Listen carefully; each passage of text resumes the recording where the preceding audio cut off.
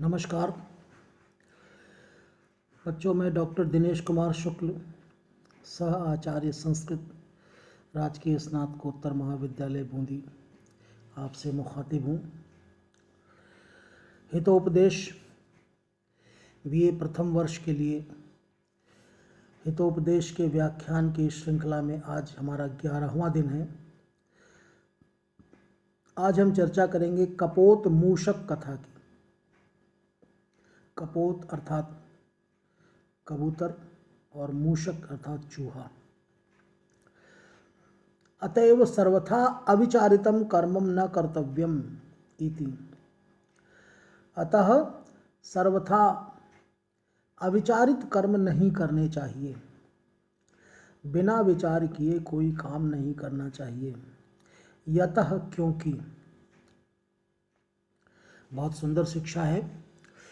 सुजीर्ण मन्नम सुविचक्षणः स्वतः सुशासिता स्त्री नृपति सुसेवितः सुचिन्त्य चोक्तम सुविचारे यत्कृतं सुदीर्घ कालोपि न याति विक्रियाम्।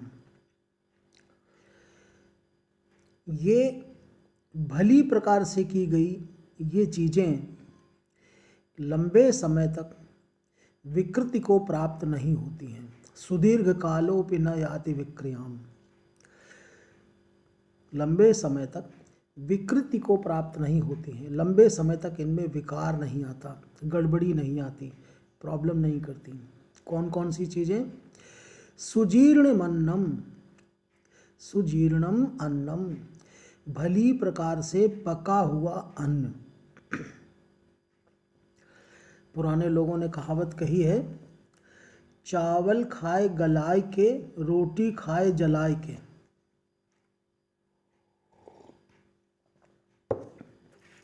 तो भली प्रकार से पका हुआ अन्न या भली प्रकार से पचा हुआ अन्न, पका हुआ ही पचा हुआ होता है। तो जो अन्न भली प्रकार से पच जाए, कहते हैं उतना ही खाना चाहिए जितना पच जाए, क्योंकि आपके शरीर को वो नहीं प्राप्त होता जो आप खाते हैं। आपके शरीर को वो प्राप्त होता है जो पचता है, जो आप पचाते हैं।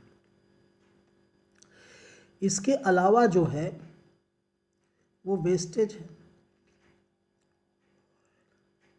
और वेस्टेज को निकालना शरीर के लिए एक अतिरिक्त प्रॉब्लम क्रिएट करता है। अगर लंबा जीना चाहते हैं और लंबे जीवन में स्वस्थ और सुखी रहना चाहते हैं तो ओवर ईटिंग की आदत छोड़ दें। उतना ही खाएं जितना पचा सकें। कई दफ़े ये बात रिश्वत लेने वालों के बारे में भी कही जाती है कि उतना ही खाएं जितना पचा सकें। यहाँ भी ये बात ठीक है। तो सुजीर्णमन्नम सुविचक्षणः स्वतः, सु भली प्रकार से, विचक्षण, विचक्षण शब्द है विवेक से युक्त, इंटेलिजेंट, जिसे अच्छे और बुरे का ख्याल हो, जिसे अच्छे और बुरे की तमीज़ हो, जो अच्छे और बुरे में फ़र्क कर सके, ऐसा पुत्र, यानी एक इंटेलिजेंट, एक विद्वान पुत्र। सुशासिता स्त्री, भली प्रकार से शासन की गई, भली प्रकार से नियंत्रण में रखी गई स्त्री। कुछ स्त्रीवादियों को इस पर ऐतराज हो सकता है, लेकिन साहित्यकार का काम है कि वो सच्चाई को सामने रखे। सच्चाई कड़वी लगे तो ये समाज की प्रॉब्लम है। ये ज़रूर कहा है कि न ब्रूयात सत्यम अप्रियम, लेकिन अगर इस सत्य का अगर अनुसंधान कवि करने लगे तो अप्रिय सत्य कभी बोलेगा ही नहीं। और अप्रियस्य च पथ्यस्य च वक्ता श्रोता च दुर्लभा। अप्रिय हो किंतु सत्य हो, ऐसे वक्ता भी अब बचे नहीं और ऐसे श्रोता भी नहीं बचे। यानी कोई बोलना भी नहीं चाहता, कोई सुनना भी नहीं चाहता, क्योंकि लोग मतलब से संबंध बनाने लगे हैं। किसी विद्वान ने कहा था कि तुम्हें वो अच्छा नहीं लगेगा, हम वो नहीं कहेंगे जो तुम्हें अच्छा लगेगा, क्योंकि संत वो नहीं कहते जो तुम्हें अच्छा लगता है, संत वो कहते हैं जो तुम्हारे लिए अच्छा होता है।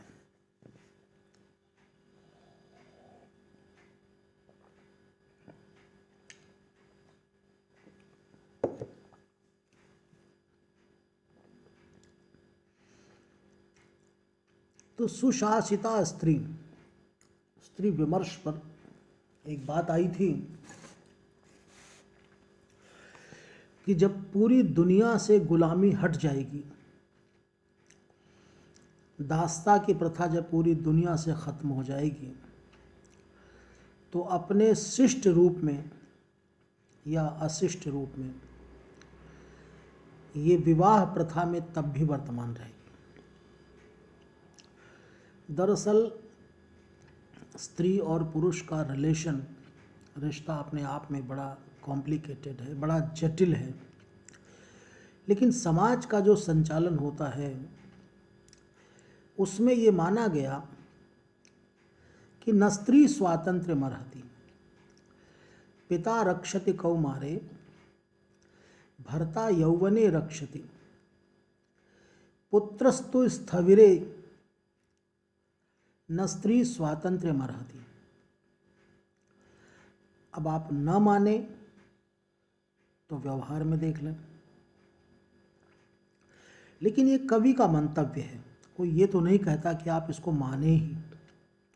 ये कवि का मंतव्य है कि भली प्रकार से अनुशासन में रखी गई स्त्री, स्त्रियां बहकती नहीं हैं, बहकाई जाती हैं, ये भी उनकी मासूमियत है। कहते हैं स्वामी विवेकानंद से एक बार किसी ने कहा था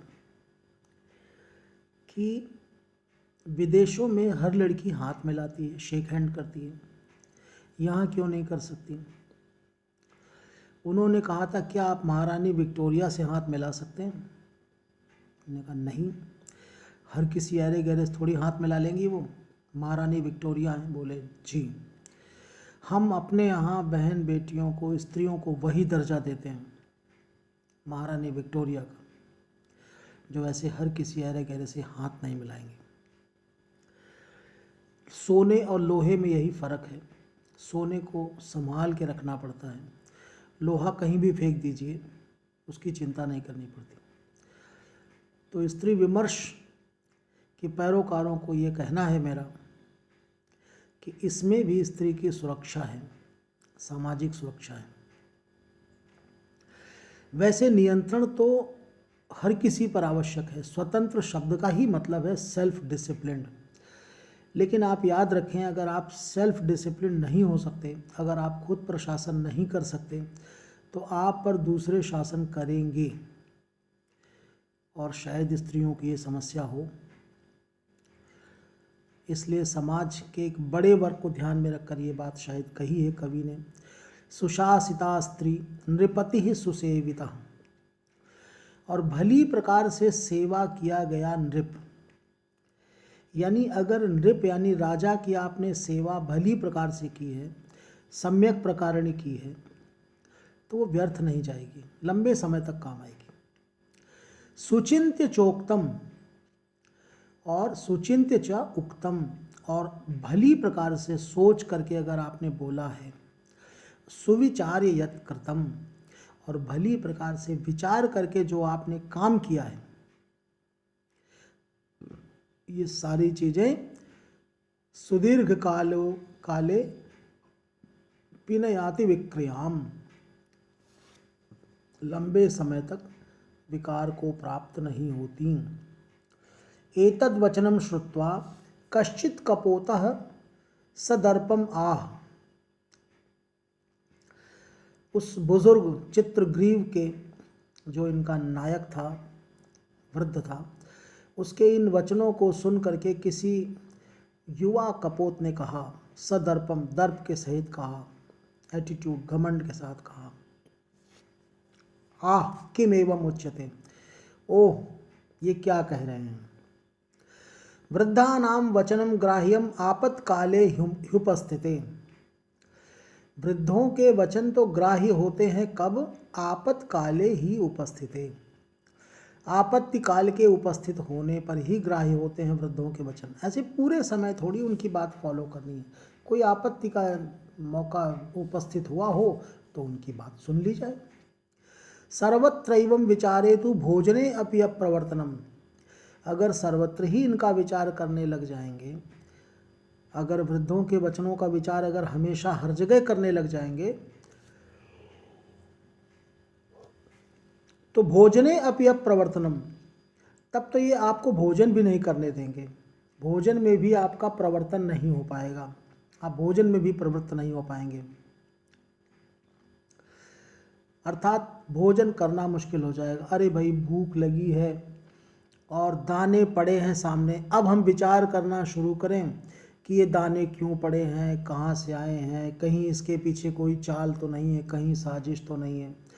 तो ये पुराने लोगों ने ही कहा था ये बात भी तो कि संशय आत्मा विनश्यति।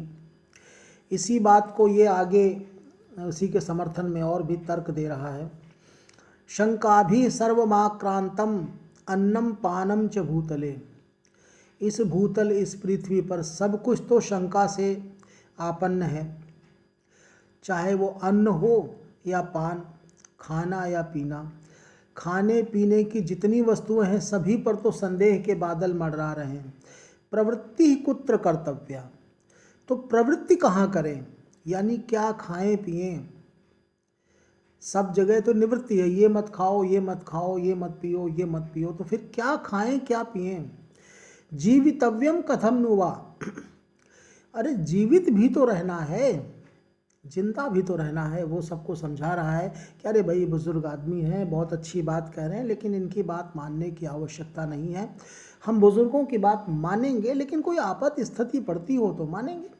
रूटीन में, रोज के कार्य व्यवहार में अगर हम बुजुर्गों की बातें मानने लग गए, हर जगह इनकी सलाह मानने लग गए, तो भोजन करना भी मुश्किल हो जाएगा। कौन सी चीज़ है जो संदेह से परे है, किस चीज़ पर शंका नहीं है? शंका तो हर चीज़ पर है, खाने पीने से लेकर के हर चीज़ तो शंका के घेरे में है।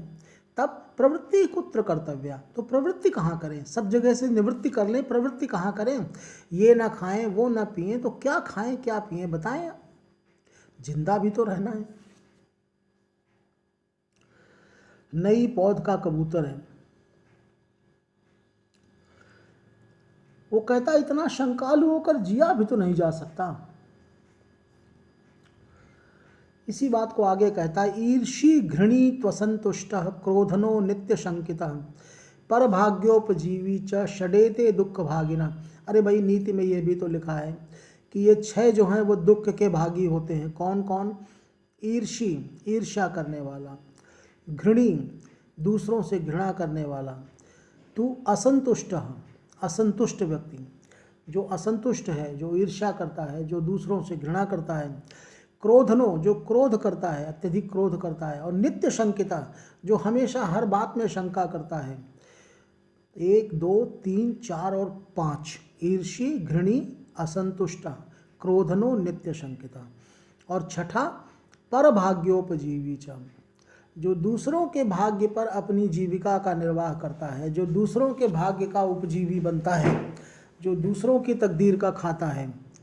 ये 6 ऐसे हैं जो दुख के भागी हैं, जिन पर दुख ही पड़ना है, सुख नहीं पड़ना, जिनको दुख ही भोगना है, इनका कुछ नहीं हो सकता। एतत् श्रुत्वा सर्वे कपोतस्तत्रोपविष्टाः। इतना सुन करके सभी कबूतर वहाँ बैठ गए। यतः, क्योंकि इतना सुनना था कि सब कबूतर बैठ गए। 2 बातें कही जाती हैं, श्रेय और प्रेय। श्रेय उसको कहते हैं जो आपके लिए अच्छा है, प्रेय उसको कहते हैं जो आपको अच्छा लगता है। तो प्रेय तो सबको प्रिय है, लेकिन श्रेय किसी को प्रिय हो बहुत मुश्किल से ऐसे लोग मिलते हैं। कहा ना, अप्रियस्य च पथ्यस्य च वक्ता श्रोता च दुर्लभा। चित्रग्रीव ने जो वाणी कही थी वो श्रेय थी, लेकिन इस युवा कबूतर ने जो वाणी कही वो प्रेय थी। और प्रेय बहुत जल्दी खींचती है, आकर्षित करती है। तो उसकी बात सबको जम गई और सारे कबूतर तुरंत बैठ गए। आगे कहते हैं, सुमहान्त्यपि शास्त्राणि धारयन्तो बहुश्रुतः। सुमहान्त्यपि शास्त्राणि धारयन्तो बहुश्रुताः छेत्तारः संशयानां च क्लिश्यन्ते लोभमोहिता। बहुत बड़े बड़े शास्त्रों का अध्ययन करने वाले लोग सुमहान्त्यपि शास्त्राणि धारयन्तो बहुश्रुता, और बहुत सारे श्रुत यानी स्मृतियों का अध्ययन करते हैं, या बहुत विद्वान लोग जो होते हैं, बहुज्ञ होते हैं, जो मल्टी डिसिप्लिनरी होते हैं। छेत्तारः संशयानां च, जो संशयों का उच्छेदन करने वाले होते हैं, जो तमाम तरह के संशयों का उच्छेदन करते हैं, जो दूसरों के संशयों को दूर करते हैं, ऐसे लोग भी क्लिश्यन्ते लोभ मोहिता, ऐसे लोग भी लोभ से मोहित हो करके क्लेश पाते हैं, दुख पाते हैं। लोभ के चक्कर में ऐसे लोग भी दुख पाते हैं, चाहे जितने उन्होंने शास्त्र पढ़ रखे हों, चाहे जितना वो बहुज्ञ हों, और चाहे जितना लोगों के संशय दूर करते हों, लेकिन अगर वो लोभ करते हैं, लोभ मोहित हैं, तो क्लिश्यन्ते दुख पाते हैं। अन्यच्च, और भी कहा गया है, लोभात् क्रोधः प्रभवति लोभात् कामः प्रजायते। लोभ से क्रोध उत्पन्न होता है, लोभ से काम उत्पन्न होता है। लोभान मोहश्च नाशश्च, और लोभ से मोह होता है और नाश होता है। लोभः पापस्य कारणम, लोभ दरअसल पाप का कारण भी है।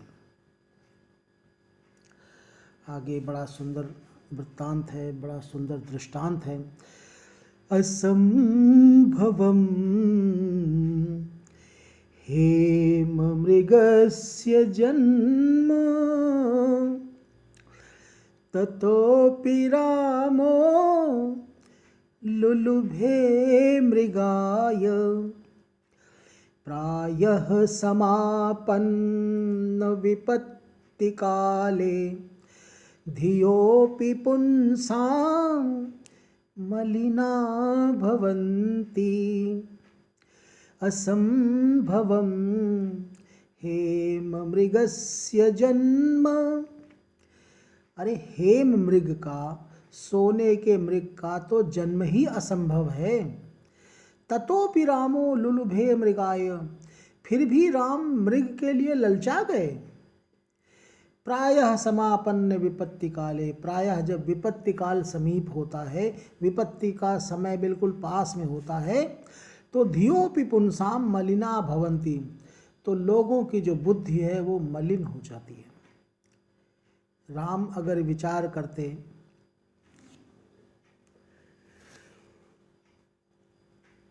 कि सोने के मृग का तो जन्म ही असंभव है, सोने का मृग जन्म कैसे ले सकता है, ना जन्म ले सकता है, ना बड़ा हो सकता है, ना दूध पी सकता है, ना भाग सकता है। लेकिन नहीं, सुनहु त्रिया व्रत रुचिर सुशीला मैं कछु करब ललित नर लीला। एहि मृग कर अति सुंदर छाला, सुनहु त्रिया व्रत रुचिर कृपाला, एहि मृग कर अति सुंदर छाला। सीता जी कहती हैं कि ये कनक मृग है, इसकी छाल बहुत सुंदर है। जाइए सत्य संध प्रभु वध करी एहि आनहु चर्म कहति वैदेही, इसका वध करके, इसका चर्म लेकर के, इसका चमड़ा लेकर के आओ। सोने का है।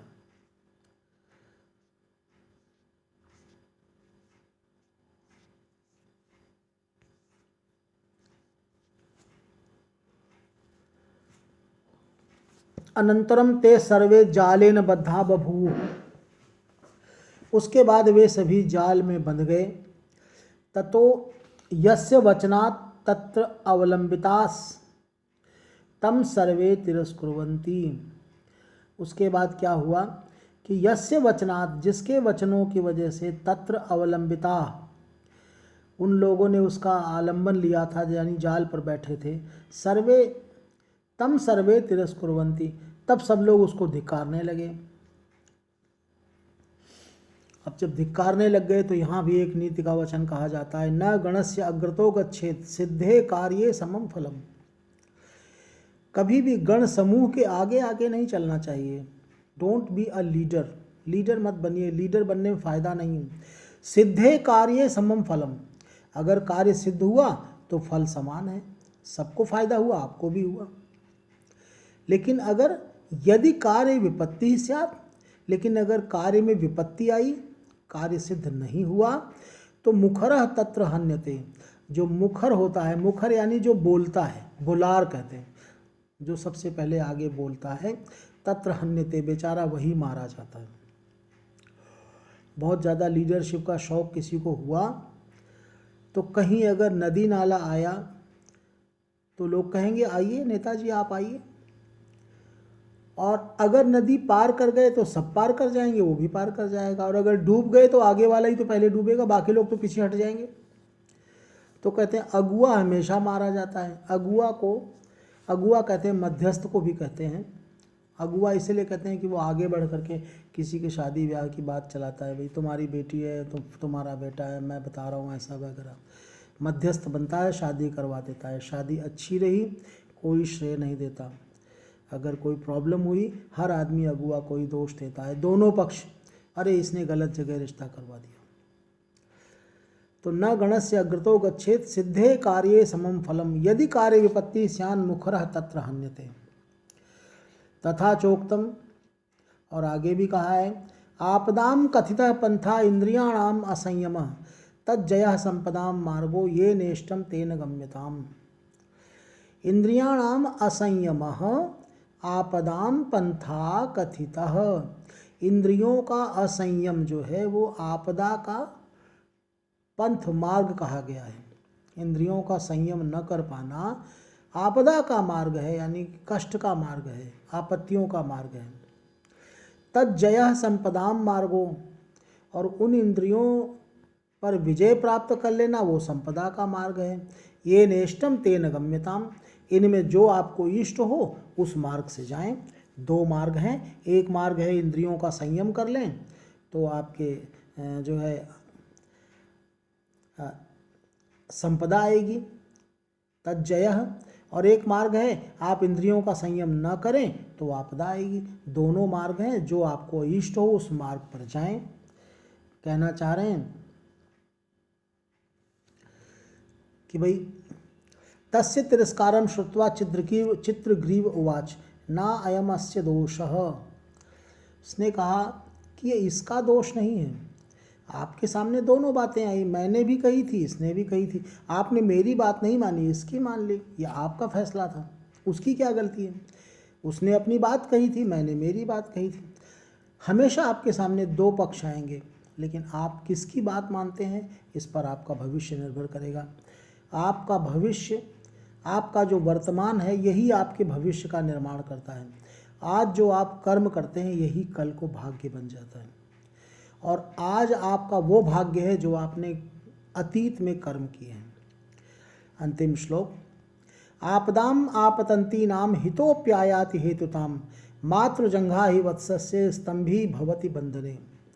कहता है अरे भाई इसको मत तिरस्कृत करो, इसको धिक्कारो मत, इसकी क्या गलती है? ना अयमस्य दोष, ये इसका दोष नहीं है। आपदाम आपतंती नाम, जब आपदा आपतंती हो, जब आपदा आने वाली हो तो हितोप्यायाति हेतुताम, जो हितैषी होता है, जो मित्र होता है, वो भी हेतुता को प्राप्त हो जाता है, अर्थात वह भी हेतु बन जाता है, कारण बन जाता है, निमित्त बन जाता है। जैसे उदाहरण देते हैं, मातृजंघा ही वत्सस्य स्तंभी भवति बंधने। कई बार बछड़े को माँ के पैर से ही बांध देते हैं, तो माँ की जंघा, माँ तो उसके लिए सबसे ज़्यादा करुणामयी है, लेकिन माँ की जंघा ही उसके लिए स्तंभ बन जाती है बछड़े के लिए। तो जब आपदा आनी होती है तो बहुत अपने लोग भी कई दफ़े उसके हेतु या निमित्त बन जाते हैं। सो शेष अगले एपिसोड में। थैंक यू बच्चों, नमस्कार, शुभ रात्रि।